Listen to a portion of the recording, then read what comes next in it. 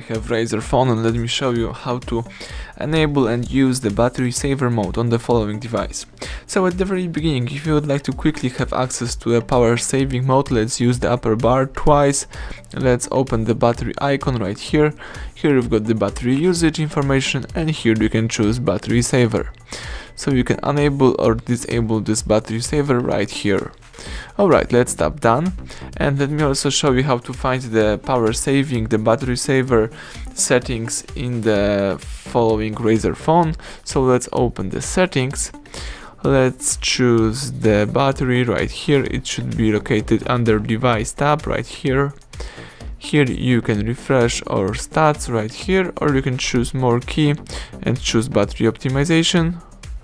And as I said, here you can also find the battery saver settings. Let's tap it.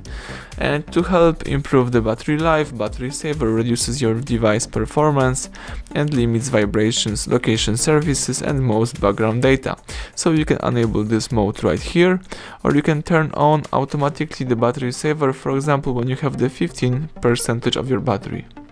That's it. Let me disable this mode and let me go back to use my device. So everything went well. Thank you for watching. Please subscribe our channel, leave thumbs up under the video.